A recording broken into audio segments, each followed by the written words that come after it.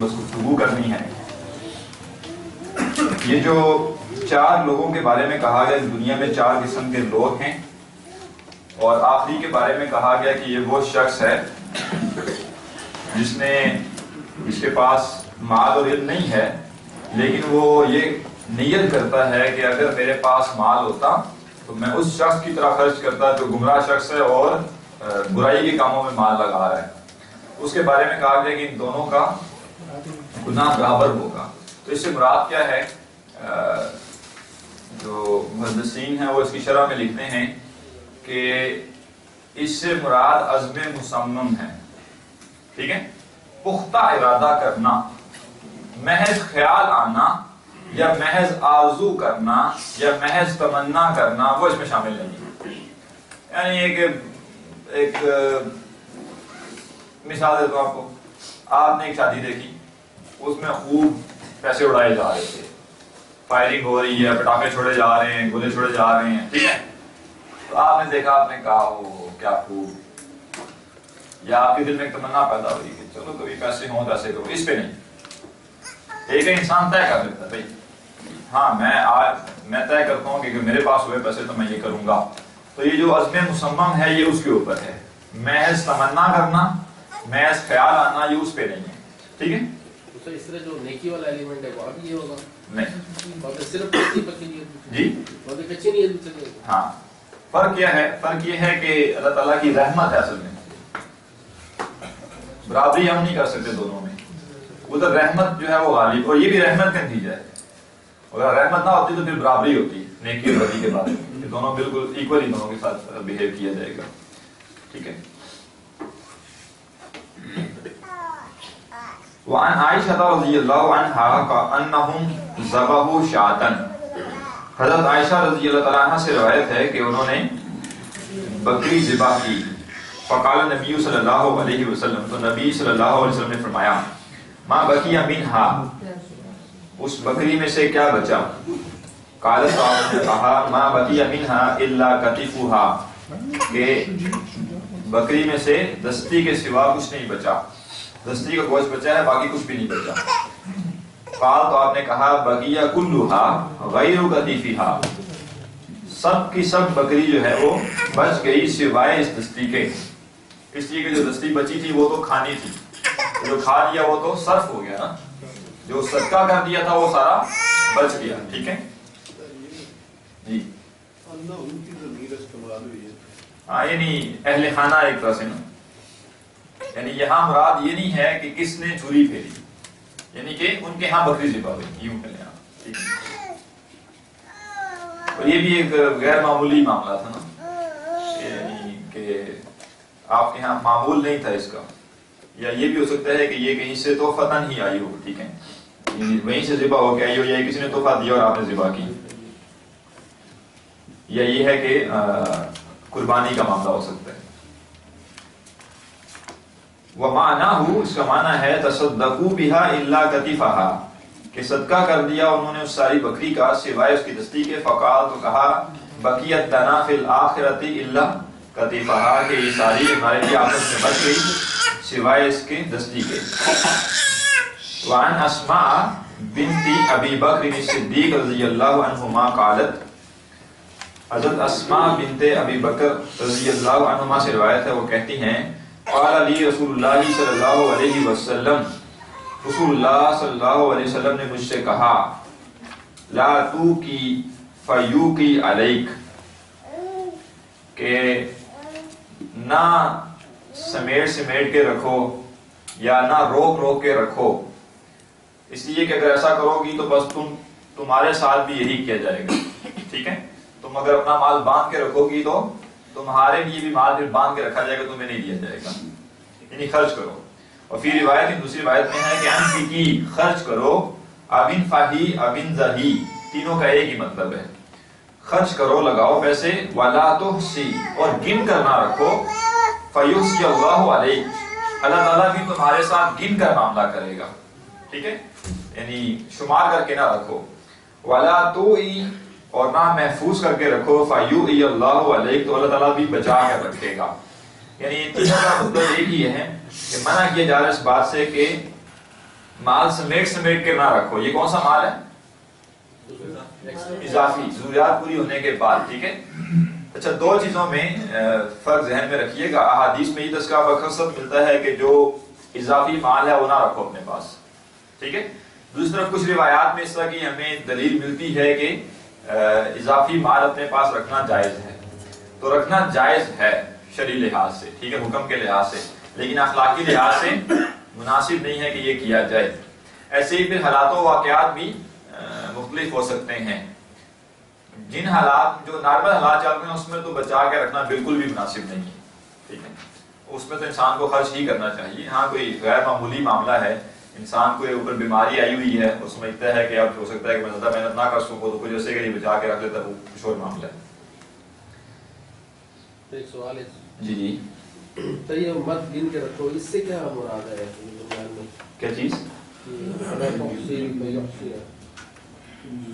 ہاں، شمار کر کے رکھنا کیا ہوتا ہے کہ جو جمع کر کے رکھتا ہے وہ ایسا تو نہیں کرتا کہ رکھتا جائے. وہ گن گن کے جی 4000 ہو گئے، 10,000 ہو گئے، ٹھیک ہے، اب 1000 اور آ جائیں گے، اس میں تو 11 ہو جائیں گے. تو یہ شمار کر کے رکھنے کا مطلب ہی جمع کرنا ہی ہوتا ہے. اس کی ایک مثال ہے جی. لیکن بعض گھروں میں دیکھا گیا نا، مطلب سنا ہی ہے کہ اگر کوئی بندہ ناپ تول کے سارے کام کرتے ہیں، ابھی آج فلاں کی روٹی 2 فلاں کی 1.5 روٹی ہے، فلاں کی اتنی ہوتی ہے. کچھ جگہوں میں ایسا ہوتا ہے تو ان کے ساتھ ہی وہ ان میں مشکلات میں بھی اضافہ ہوتا ہے. اگر آپ گن گن کے سارے کریں گے نا کام حساب کے ساتھ، نہیں وہ اور شے ہے، اس کا تذکرہ الگ سے حدیث میں ہے. یہاں سمیٹ کے رکھنے کا ہے معاملہ. ٹھیک ہے.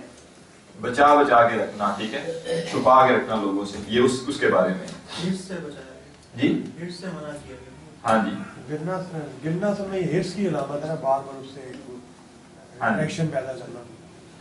وعن ابي هريره رضي الله عنه ان سمع رسول الله صلی اللہ علیہ وسلم يقول، حضرت ابو ہریرہ سے روایت ہے کہ انہوں نے رسول اللہ صلی اللہ علیہ وسلم کو فرماتے ہوئے سنا، مثل البخیل والمنفق، بخیل اور منفق خرچ کرنے والے کی مثال کمثل رجلین، دو لوگوں کی مثال کی طرح ہے، علیہما جنتان، جی جنتان کا لفظی مطلب تو زرہ نہیں ہوتا، اصطلاحی طور پہ یہاں استعمال کیا جا رہا ہے. ٹھیک ہے. تو علیہما جنتان، ان کے اوپر زرہیں ہیں، من حدید، حدید لوہے کی، من صدیہما الی تراکیہما، ان کے سینے سے لے کر ان کی گردن تک. فاما المنفق فلا ينفق الا سبابت، تو رہا منفق خرچ کرنے والے کا معاملہ تو بس وہ نہیں خرچ کرتا الا سباغت. سباغت کیا ہے؟ احادیث میں آتا ہے، وضو سے متعلق ایک حدیث میں اس طرح کا لفظ آیا ہے. پھیلنا، جی پھیلنے سے، ہاں ٹھیک ہے. تو وہ پھیل جاتی ہے، یعنی سینے سے لے کے گردن تک ہے. اصل میں تو یہ تھوڑا سا ایریا نا اس کے اوپر لگائی گئی ہے، لیکن اب جب وہ مال خرچ کرتا جائے گا تو یہ ذرا پھیلتی جائے گی اس کے جسم کے اوپر. ٹھیک ہے. او وفرت علی جلدہ، اس کے جسم کے اوپر، حتی تخفی بنانہ، یہاں تک کہ اس کے جو پور ہیں وہ بھی اسے چھپ جاتے ہیں، یعنی اس کو بھی وہ کور کر لیتی ہے. وتعفو اثرہ، اور اس کے پاؤں تک پہنچ جاتی ہے. یعنی ایک شخص ہے، اس کے پاس چھوٹی سی زرہ ہے جو اس کا سینہ کور کر سکتی ہے. اب وہ انفاق کر رہا ہے تو انفاق کرنے سے وہ زرہ پھیلتے پھیلتے اس کے پورے جسم کو کور کر لیتی ہے. اب اس کے پورے جسم کا ہر حصہ جو ہے وہ پروٹیکٹڈ ہے، اس کے اوپر حملہ نہیں ہو سکتا.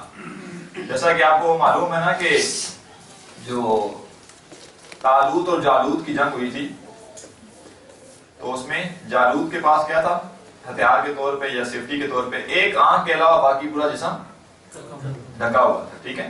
تو یہ شخص جو ہے گویا اس کا پورا جسم اس زرہ سے ڈھک جاتا ہے. وہ عمل بخیل، اور جہاں تک بخیل کا معاملہ ہے، فلا یرید ان ينفق شیئا، تو وہ نہیں چاہتا کہ وہ خرچ کرے کچھ بھی، الا لزقت کل حلقۃ مکانہا، مگر اس کا جو ہر زرہ کا جو ہر حلقہ ہے، کڑا ہے، وہ چمٹ جاتا ہے اپنی جگہ پر. ایک ہے زرہ اوپر نیچے جسم پر پھیل رہی ہے، اور ایک ہے زرہ سکڑ رہی ہے.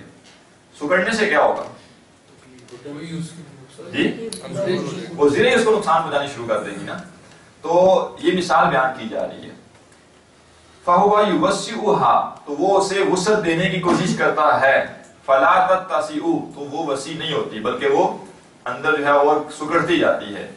تو بالکل یہی معاملہ مال کا بھی ہے کہ جو شخص مال خرچ کرتا ہے اس کے مال میں برکت پیدا ہو جاتی ہے، ٹھیک ہے۔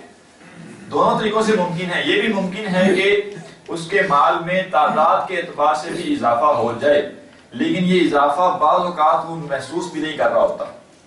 کیسے؟ پورا نہیں بزنس میں پڑتا۔ فائدہ ہوتا ہے۔ نہیں دیکھیں، آج میں نے 1000 روپے صدقہ کر دیا تو میں تو یہ سمجھ رہا ہوں کہ کل 2000 آ جائے کہیں سے تو یہ مال زیادہ ہو گیا، لیکن ہو سکتا ہے کہ 2 سال کے بعد ایک دم سے کوئی میرا ایسا کاروبار چل پڑے کہ ہزاروں سے لاکھوں، لاکھوں سے کروڑوں میں چلا جاؤں۔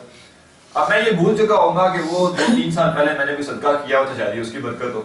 تو یہ معاملات اللہ کے علم میں ہیں، یہ ہمیں نہیں طے کرنے چاہیے کہ وہ صدقہ جو میں نے کیا تھا اس سے جو برکت پیدا ہوئی ہے، مال اضافہ ہوا ہے، وہ کہاں ہوا ہے، ٹھیک ہے۔ اور دوسری شے برکت ہے کہ جتنا مال ہے وہی کافی ہو جائے انسان کے لیے، ٹھیک ہے۔ اور تیسری شے جو یہاں سے معلوم ہوتی ہے وہ یہ ہے کہ جیسے زرع ہے، زرع کا مقصد کیا ہے؟ انسان کی حفاظت کرنا۔ ایسے ہی مال کا مقصد کیا ہے؟ جی ہاں، فیسیلیٹیٹ کرنا انسان کو، ٹھیک ہے۔ تو اگر انسان مال خرچ کرتا ہے اس کے نتیجے میں اللہ تعالیٰ اسے فیسیلیٹیٹ کر دیتا ہے کہ اس کے اوپر جو آزمائشیں تکالیف آنی تھی انہیں ہٹا دیتا ہے۔ ایک آسان سی مثال ہے، ایک انسان کو کہا جائے کہ میں تمہیں 1 کروڑ روپیہ دینے کے لیے تیار ہوں، 1 کروڑ روپیہ میں تمہیں ایسے ہی دے دیتا ہوں، لیکن ساتھ میں تمہارے اوپر ایسا ایک ٹیسٹ کروں گا کہ تمہیں اسے کینسر ہو سکتا ہے اور اس کینسر سے تقریباً 1 کروڑ روپیہ تمہارے علاج پہ لگ جائے گا، تو کیا کہے گا وہ؟ کیا کہے گا؟ پکی بات ہے جی۔ باقی کیا کہتے ہیں؟ یہ شاد لایا یہ ہو گئے بھائی، فائدہ کیا؟ 1 کروڑ روپیہ تو آ رہا ہے میرے پاس 2 دنوں کے لیے، لیکن وہ علاج بھی لگ جائے گا اور مسئلہ ہے، تو کہے گا بہتر یہ کہ مجھے عافیت میں رہنے دو۔ یہی معاملہ مال کا ہے، انسان کو مال زیادہ مل جائے اس طرح تو اس کی نگاہ ہوتی ہے، لیکن وہ سوچے تو صحیح اس مال کا میں نے کرنا کیسے خرچ کرنا کسی چیز پہ نا، اپنے آپ کو سہولت میں لانے کے لیے، تو اس سے بہتر ہے کہ مصیبت ہی مجھ سے ٹل جائے، وہ مصیبت ہی نہ آئے، ٹھیک ہے۔ تو یہی معاملہ یہاں پہ کہ جو خرچ نہیں کرتا تو وہ جو اس کی زرع ہے جس نے اسے پروٹیکٹ کرنا ہے وہی اس کو نقصان پہنچا دیتی ہے۔ ایسے ہی مال کا معاملہ ہے، ہو سکتا ہے کچھ سینچ کے رکھتا رہے اور اتنا، یعنی ہوتا یہ ہے کہ بالفرض ایک مثال ہے کہ ایک شخص جب نوجوان تھا تو اس وقت وہ بہت زیادہ امیر تھی، مالدار نہیں تھا، تو مال جمع کرتا رہا۔ پہلے اس کی اولاد جو تھی اسے کچھ اولاد کو اس سے محبت تھی، لیکن ایک ٹائم پہ آگے وہ اتنا امیر ہو گیا کہ اولاد کے لیے وہ پیسہ زیادہ ویلیو اس کی ہو گئی اس باپ سے، تو ایک ٹائم پہ آگے سوچتا ہے وہی اولاد ہی اسے قتل کر دے، بڈھا جو ہے نا جب تک یہ مرے گا نہیں تب تک جو ہے یہ دولت ہمارے پاس نہیں آنی، لہٰذا اس کو سائڈ پہ کرو بھائی۔ تو وہی یہ جو کڑیاں ہیں اسے خود چبھ رہی ہیں نا، ٹھیک ہے۔ تو یہ بڑی اچھی ایک مثال جو جس میں کافی گہرائی ہے اور انسان سوچے گا تو اور مقابلے میں اسے ملتے جائیں گے۔ تو یہ مثال بیان کی گئی ہے بخیل اور انفاق کرنے والے کی۔ بخیل اپنے نہیں سمجھتا ہے کہ میں نے مال بچا لیا لیکن اسے بچایا نہیں ہوتا۔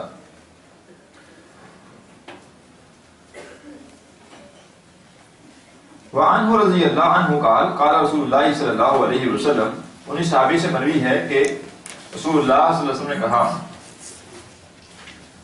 من تصدق بعدل تمرۃ من کسب طیب، جس نے خرچ کیا صدقہ کیا ایک کھجور کے برابر بھی، عدل کا اتنا برابر بھی ہے، قرآن مجید میں آیا ہے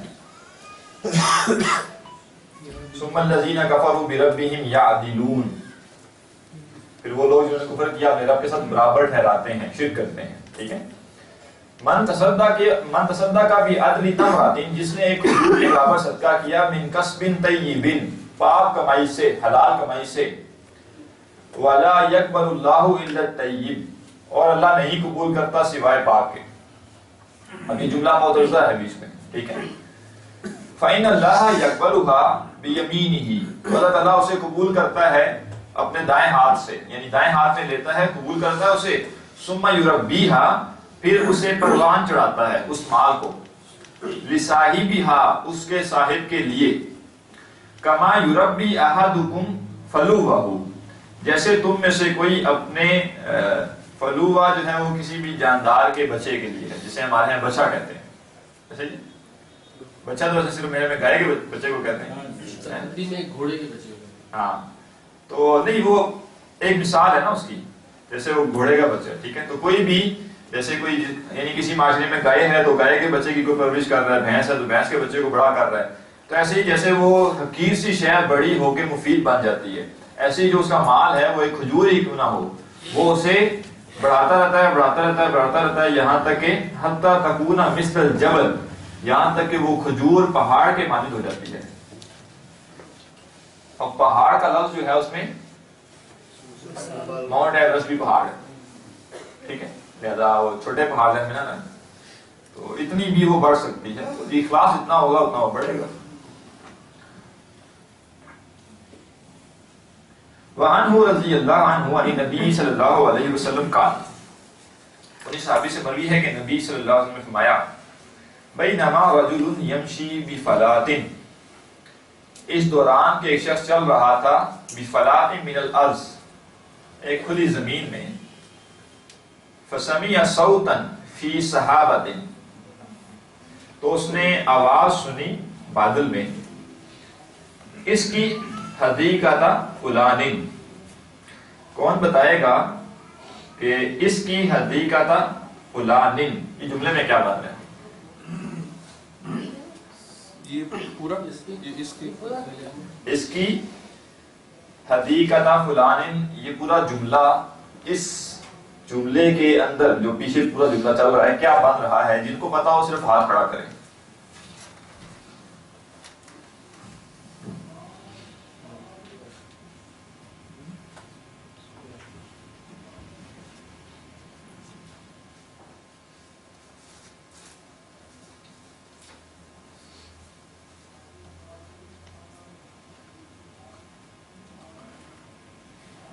بس ایک، جب میں کہتا ہوں بس ایک تو اس وقت چار کھڑے ہو جاتے ہیں. جی اور بھی؟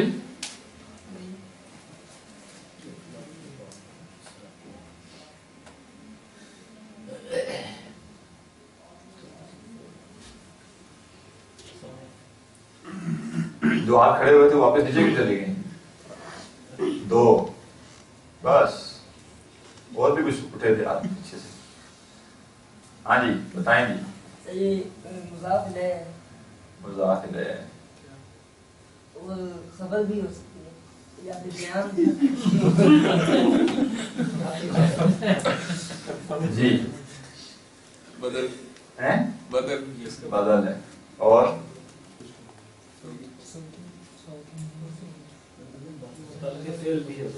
جی متلقے فعل، ماشاءاللہ. اور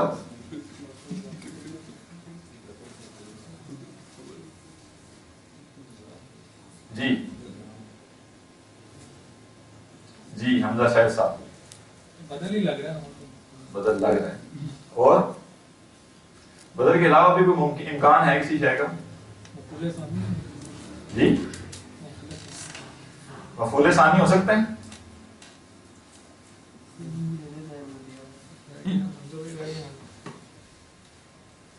مفعول ثانی اور بدل میں فرق کیسے کیا جا سکتا ہے؟ یعنی ایک لٹمس ٹیسٹ ہے، اس سے اندازہ ہو سکتا ہے کہ بدل بنے گا مفعول ثانی ہے. فعل جو وہ اس کے دو آتے ہیں کہ نہیں، فعل جو ہے وہ اس کے دو بن سکتے ہیں. یہ ہے نا ادھر نہیں، وہ کچھ فعل ہے نا جو جس کے آتے ہیں ڈبل، کچھ کے نہیں آتے. اور مفعولین جو ہے وہ دوسرے کو ریپلیس نہیں کر سکتے، جی لیکن بدل ریپلیس کر سکتے ہیں. ہاں، اصل حل یہ ہے کہ اگر آپ اسے مفعول ثانی سمجھ رہے ہیں تو اس صورت میں مفعول اول ختم نہیں کیا جا سکتا. جبکہ اگر وہ بدل بن رہا ہے تو بدل بننے کی صورت میں پہلے والے کو، یعنی اس کا جو مبدل بن ہے اس کو ہٹا کے دیکھیں بات بنتی ہے کہ نہیں بنتی. اگر بنتی ہے تو پھر بدل ہے. تو یہاں یہ بدل ہے صوتن کا، ایک پورا جملہ ہے جو کہ صوتن کا بدل ہے. سوال پیدا ہوگا اعراب کہاں ہے؟ تو اسے کہتے ہیں فی محل نصب، ٹھیک ہے نا. جملے کا اعراب نہیں ہوتا، جملے کو کنسیڈر کیا جاتا ہے خود ہی کہ جی یہ مجازن جو ہے یہ نصب میں ہے، مجازن یہ رفع میں ہے، مجازن یہ جر میں ہے، ٹھیک ہے. تو اسے کہتے ہیں فی محل نصب، فی محل جر، ٹھیک ہے. تو اس کی آپ دیکھیں اگر یہ ہو فسمیہ فی صحابۃ، اس کی حدیقۃ فلان ہے، تو یہ بھی ٹھیک ہے. ٹھیک ہے. تو سمیع صوتا فی صحابۃ، تو اس نے بادل میں ایک آواز سنی، اس کی حدیقت فلاں نے، فلاں کے باغ کو سکا، یس کی کیا ہے پانی پلاؤ، فلاں کے باغ کو پانی دو. فتنحا، یہ آواز کس کی ہے؟ جی اللہ تعالیٰ ہاں، یہاں یہ سمجھ لیجیے گا کہ ضروری نہیں ہے اللہ تعالیٰ کی ہو، کس کی ہو سکتی ہے؟ فرشتے کی. یہ ضروری نہیں ہے کہ جو بھی غیب سے آواز آ رہی ہے وہ اللہ ہی کی ہے. فرشتے معمور ہیں مختلف کاموں پہ، تو فرشتے کا جو ان فرشتوں کا جو ہیڈ ہو سکتا ہے وہ بھی ہو سکتا ہے کہ اپنے ماتحت کو کہہ رہا ہو کہ یہ کرو. ٹھیک ہے، تو وہ ضروری نہیں ہے، اور یہ بھی ممکن ہے اللہ کی ہو. ٹھیک ہے. فتنحا ذالک السحاب، تو یہ بادل الگ ہو گیا. فافرغ ماءه فی حرۃ، تو اس نے ایک چٹان پہ یا ایک پہاڑی سی جو ہے اس پہ جو پانی تھا وہ سارا افرغ فارغ سے، ٹھیک ہے، انڈیل دیا سارا. فاذا شرجۃ من تلک الشراج، تو نالیوں میں سے ایک نالی، قد استوعبت، اس نے سمیٹ لیا، ذالک الماء کلہ، یہ سارا پانی سارے کا سارا. فتتبع الماء، اس کا ترجمہ کون شخص کرے گا؟ ضمیر کو ظاہر کر کے. فتتبع الماء،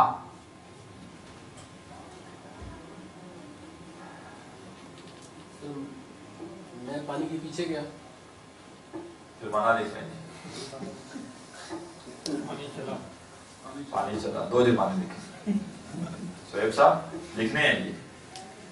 پہلی شاید تو یہ کہ ابھی تک کسی نے یہ نہیں بتایا کہ میں نے بتانا ہے. بغیر ہاتھ کھڑا کیے جو بتائے گا تو وہ صحیح بھی بتا دے گا، تو جیسے بغیر علم کے جو صحیح تفسیر بھی کر لے وہ غلط ہوتی ہے. ٹھیک ہے جی. 2 ہاتھ کھڑے ہوئے ہیں، 3 ہاتھ کھڑے ہوئے ہیں، اور پہلے والا جو آپ نے سنا 150 دیا تھا وہ نہیں آیا ابھی تک. وہ میں تھا نہیں اس دن کلاس میں. اب وہ جاوید صاحب کو بتائیں، خود وہ بھی شامل ہے. ٹھیک ہے جی. جو ہاتھ کھڑے ہوئے تھے وہ کون سے تھے؟ 1 2 3 جی. اس نے پانی کا پیچھا کیا. ضمیر ظاہر کریں، اس میں کون ہے؟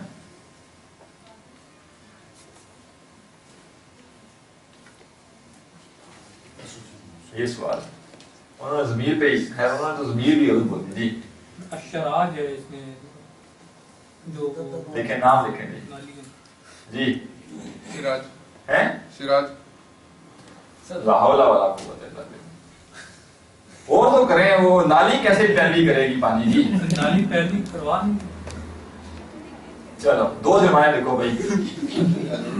چلو اسلوب بھی تو ہو سکتا ہے. وہ جو بندہ کھڑا دیکھ رہا ہے اس نے پیچھے جانا ہے بھائی. بندہ نالی جائے، نالی میں سے پانی جا رہا ہے کہ پانی، نالی جو ہے وہ پانی میں پیچھے جا رہی ہے. بندہ مذکر جی بندہ مذکر ہے. یہ اچھا مونس ہے. یہ مونس نہیں. غور کریں. یہ ہوگا ہاں ٹھیک ہے. جی صبح آئے گا شروع میں. ماضی جی ابھی تک مسئلہ حل نہیں ہوا. میں سمجھ رہا تھا فوری جواب آ جائے گا.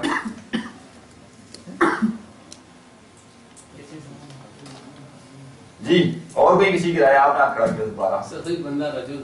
جی تو وہی پیچھے گیا پانی کے. فَإِذَا رَجُلٌ قَائِمٌ فِي حَدِيقَتِهِ، یعنی وہ پانی کے پیچھے پیچھے جا رہا ہے. وہ فَإِذَا رَجُلٌ قَائِمٌ فِي حَدِيقَتِهِ، کون بتائے گا یہ اذا کون سا ہے؟ یہاں پہ 2 اذا ہوتے ہیں. پہلے تو یہ بتائیں کون سے 2 اذا ہوتے ہیں، کون بتائے گا؟ اذا کے 2 مطلب کون کون سے ہیں؟ ترجمہ ایک اس سے پہلے بیان کیا تھا نا، اذا 2 طرح کا ہوتا ہے ترجمے کے لحاظ سے. ایک رات جب ہوتا ہے، ایک رات فوراً چلنے یا اسی لمحے یا اسی وقت. جی یہ لفظ تبا ہے. فتتبع فتتبع تبا تتبع. ہاں جی 2 تا ہیں. جی کون دوسرا؟ ایسے یہ فرق کیسے پتا چلے گا دونوں اذا میں؟ ایک اذا ہے جب اور ایک اذا ہے اسی لمحے یا اسی وقت. ایک شرط کا ہوتا ہے اور ایک دوسرا ہوتا ہے. ماشاءاللہ. اور فرق کیسے پہچانیں گے دونوں میں؟ جملے کو دیکھ کے. جملے سے کیسے کیا دیکھیں گے؟ جی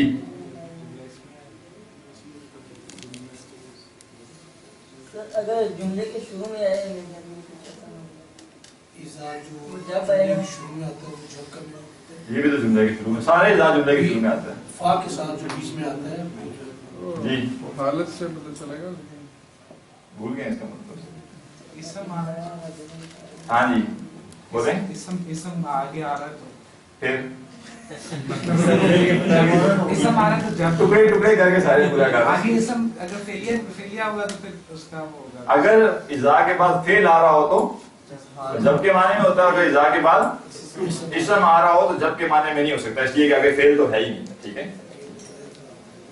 فَإِذَا رَجُلٌ قَائِمٌ فِي حَدِيقَتِهِ، تو چلتے چلتے اس نے دیکھا کہ سامنے باغ میں ایک شخص کھڑا ہے.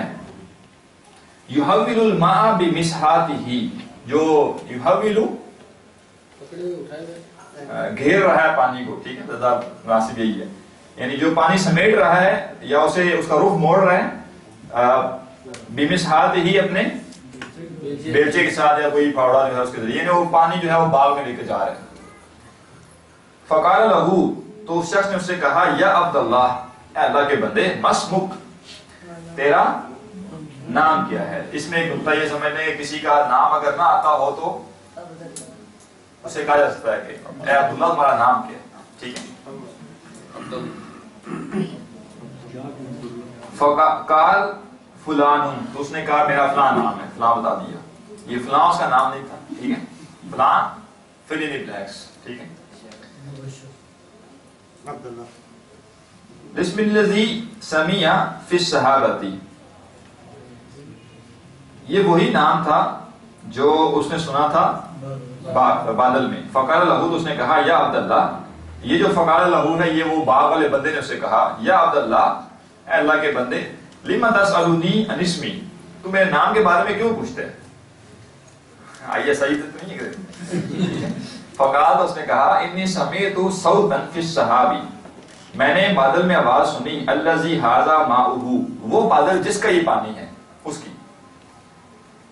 یقول، وہ کہہ رہا تھا، اس کی حدیقت فلان، کہ فلاں کے باغ کو پانی دو، لسمک، وہ تیرا نام لے رہا تھا. فما تصنع فیہا، تو آخر ایسا کیا اس میں کرتا ہے اس باغ میں کہ یہ اتنا ہی نہیں تیرا معاملہ ہے. فقال، اس نے کہا اما اذا قلت ھذا، تو جب تو نے یہ بات کر ہی دی، یعنی ویسے تو میں بتانے والا نہیں تھا، اب جو اتنی بڑی بات انہیں کر ہی دی. فإنی انظر الی ما یخرج فیہ، تو بے شک میں دیکھتا ہوں اس کی طرف جو نکلتا ہے اس باغ میں سے. کیا مطلب جی نہیں، اس جملے کو ذرا اپنے اس میں کریں. میں نے لفظ ترجمہ کیا فإنی انظر الی ما یخرج منہا، میں اس کی طرف دیکھتا ہوں جو اس باغ میں سے نکلتا ہے. آپ اس کا اپنے اس بات میں کیا ترجمہ کریں گے؟ ہاں، میں باغ کی پیداوار کا حساب لگاتا ہوں. ٹھیک ہے. مراد یہ نہیں ہے کہ میں ایسے دیکھتا ہوں اس کی طرف کتنا ہے. ٹھیک ہے، یعنی اس کا حساب تب کرتا ہوں کیا ہے. فأتصدق بثلثہ، تو میں صدقہ کرتا ہوں اس کے 1/3 کا. وآکل انا وعیالی ثلثا، اور میں اور میرے گھر والے اس کا 1/3 حصہ کھاتے ہیں. وأرد فیہا ثلثا، اور میں 1/3 اس میں سے واپس اسی میں انویسٹ کر دیتا ہوں. ٹھیک ہے، باغ میں. تو یہ بس یہ میرا عمل ہے. ٹھیک ہے. اور یہ ہمیں ملتا ہے کہ مشرکین کے ہاں بھی یہ معاملہ تھا، لیکن وہ کیا تھا، 3 حصے کرتے تھے وہ بھی مال کے. ایک حصہ خود استعمال کیا، ایک حصہ خود استعمال کیا اللہ کے لیے، اور ایک حصہ ہاں وہ انکم میں سے نکالتے تھے نا. یہ تو ٹوٹل ہو جو، یعنی فرق کیا ہے کہ وہ تجارت کرتے تھے، جو انکم آتی تھی اس کے 3 حصے کرتے تھے. یہ تو باغ میں سے جو کچھ نکلا ہے اس میں سے ایک حصہ واپس دوبارہ بیج لگا دیا، ایک حصہ خرچ کر دیا اللہ کی راہ میں، اور ایک حصہ خود استعمال کر لیا. سر یہ وہی قصہ ہے جو اکثر واعظین جو ہے حضرت موسیٰ علیہ السلام کے بارے سے بیان کرتے ہیں. واللہ عالم. باب النہی عن البخل والشح، بخل اور شح سے بچنے کی ممانعت کا باب.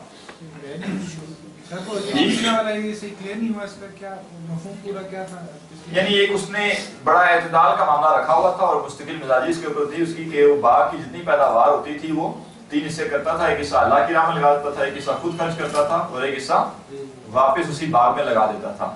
دوسرے الفاظ میں اگر آپ کہیں تو وہ اپنی آدھی آمدن جو ہے اللہ کی راہ میں دے دیتا تھا. اپنی آدھی आमदन, ठीक है।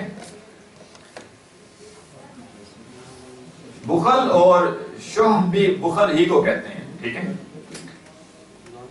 की ममानियत, हाँ लालच का से ममानियत। कल अल्लाह ताला ने फरमाया, चलिए ध्यान में रखिएगा कि इससे पहले भी हमने देखा कि इस किताब में एक बात भी बयान कर देते हैं, एक बाब में आगे जाके दोबारा एक नया बाब भी बांध देते हैं। तो उसका मकसद ये होता है कि एक एक शय इंसान के जहन में मुस्तहज़र हो जाए, ठीक है। अक्सर बेहतर हदीस भी पिछली बार आ रही होती है, लेकिन अलग अबाब का मकसद ये है कि ये बातें नुमायां हो जाएं, चीजें खुल जाएं। कल अल्लाह ताला ने फरमाया, व अम्मा मन बखिला वस्तगना, वो शख्स जिसने बुखल इख्तियार किया और बेनियाजी बरती, व कज़्ज़ब बिल हुस्ना, और अच्छाई की तकज़ीब की, फसनुयस्सिरुहु लिल उसरा, तो हम तंगी के लिए उसे आसानी कर देंगे। क्या मतलब? तंगी तक पहुंचाने के लिए उसे आसान रास्ता मुहैया कर देंगे। वमा युगनी अन्हु मालुहु इज़ा तरद्दा, और ना फायदा देगा उसे उसका माल जब वो लौटेगा, यानी हशर के दिन। वमन युका शुहा नफ्सी, और जिसे नफ्स के बुखल से, नफ्स के लालच से बचा लिया गया, फउलाइका हुमुल मुफ्लिहून, तो यही लोग फलाह पाने वाले हैं। ये बड़ी अहम शय है कि वमन युका शुहा नफ्सी ही, जिसे नफ्स के बुखल से बचा लिया गया।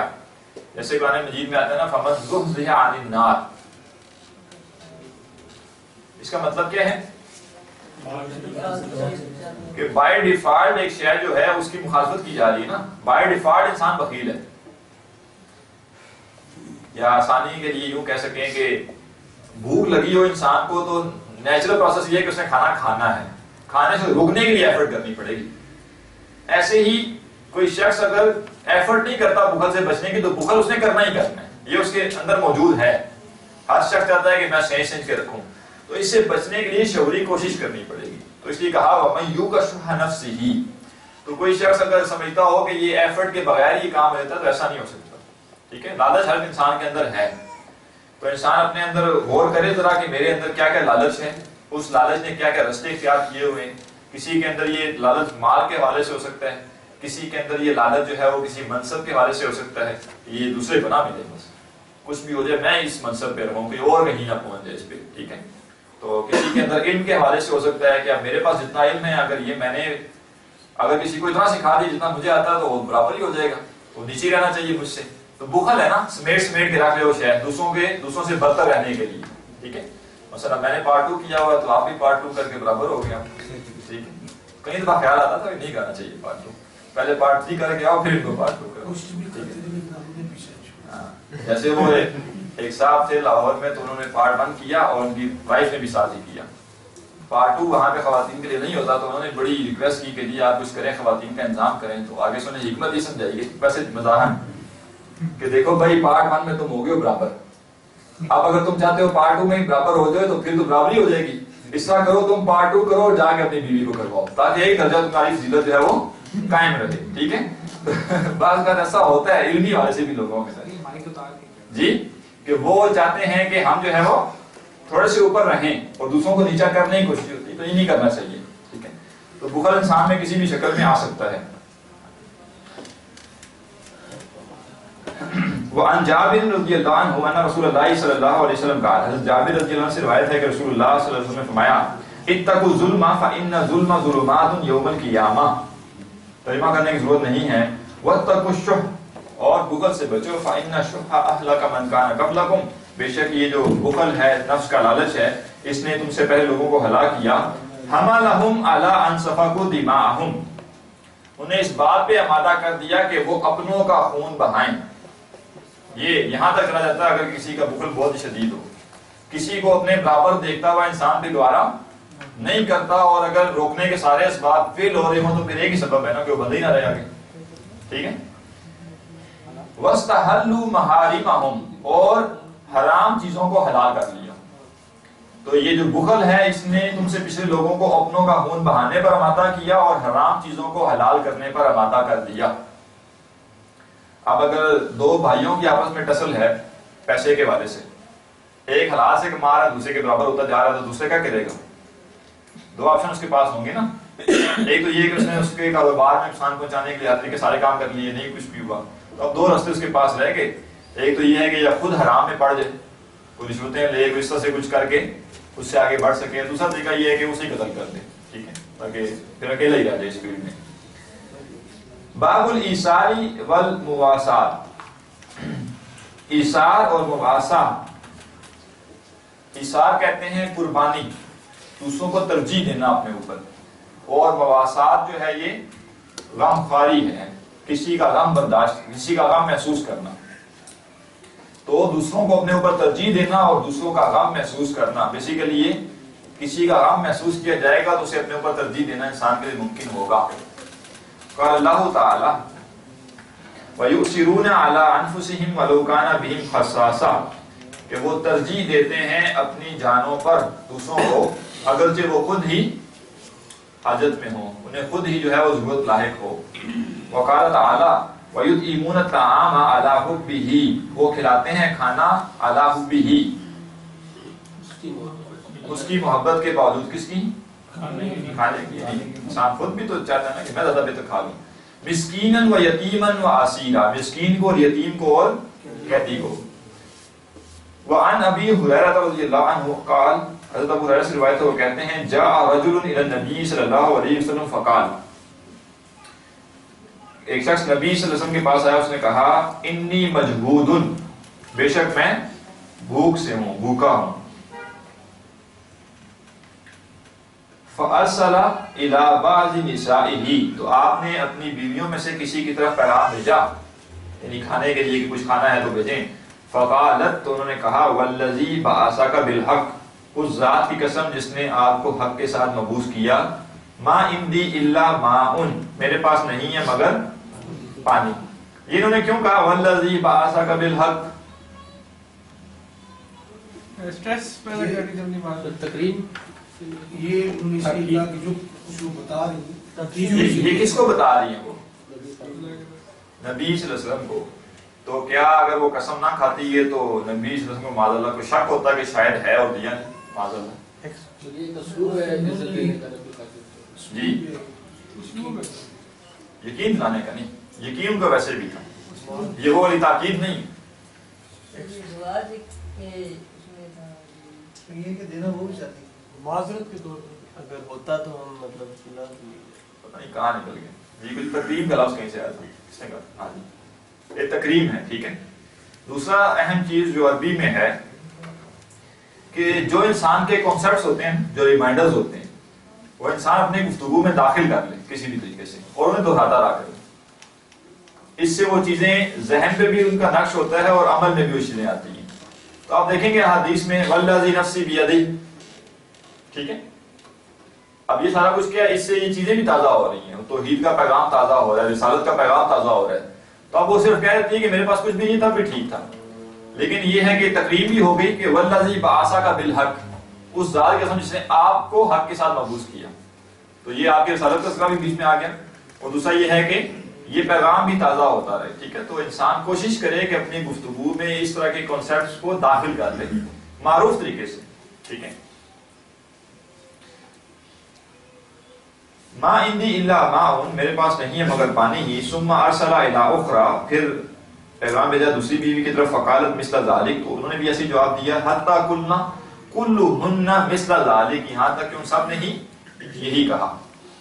لا والذی بعثک بالحق, نہیں ہے اس ذات کا جس نے آپ کو حق کے ساتھ مبعوث کیا. ما عندي الا ماء. فقال النبی صلی اللہ علیہ وسلم, تو نبی صلی اللہ علیہ وسلم نے فرمایا, من کے بعد والا جو لفظ ہے اس کی پروننسیشن کون کرے گا؟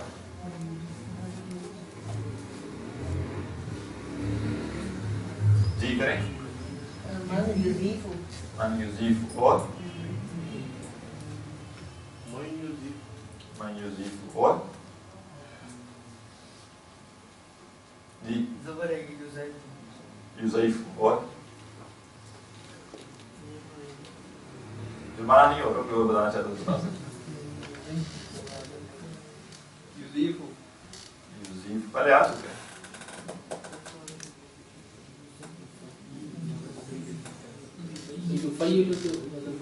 ہاں تفعیل سے.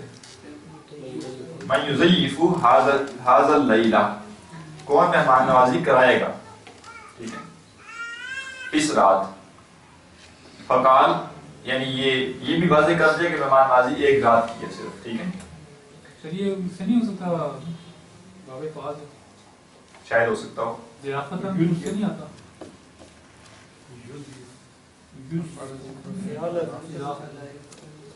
یضیف. فقال رجل من الانصار, تو انصار میں سے شخص نے کہا انا یا رسول اللہ, میں یہ کام کروں گا اللہ کے رسول. فانطلق به الى رحله, تو وہ لے کر چلا گیا اس شخص کو اپنے گھر, اپنے رہنے کی جگہ. فقال لامرأته, تو اپنی بیوی سے کہا اکرمی ضیف رسول اللہ صلی اللہ علیہ وسلم, اللہ کے رسول صلی اللہ علیہ وسلم کے مہمان کا اکرام کرو. وفی روایت, اور دوسری روایت میں ہے قال لامرأته, اس نے اپنی بیوی سے کہا حل عندک شیء, کیا تمہارے پاس کچھ ہے؟ فقالت لا, تو اس نے کہا نہیں ہے. الا قوت صبیانی, الا قوت صبیانی, ہاں مگر بچوں کی اتنی خوراک جو کفایت کر سکتی ہو, بس یہ بھی نہیں کہ ایکسٹرا پڑے گی. ٹھیک ہے. قال, تو اس شخص نے کہا فعللیہم بشیء, جی بس انہیں بہلاؤ کسی طریقے سے. وَإِذَا أَرَادُوا الْعَشَاءَ, اور جب وہ رات کا کھانا مانگیں فَنَوِّمِيهِمْ, تو انہیں سلا دو. وَإِذَا دَخَلَ ضَيْفُنَا, اور جب داخل ہو ہمارا مہمان فَأَطْفِئِ السِّرَاجَ, تو جو چراغ ہے اسے بجھا دو. وَأَرِيهِ, اور اسے دکھاؤ أَنَّا نَأْكُلُ, کہ ہم کھا رہے ہیں. کیا مطلب؟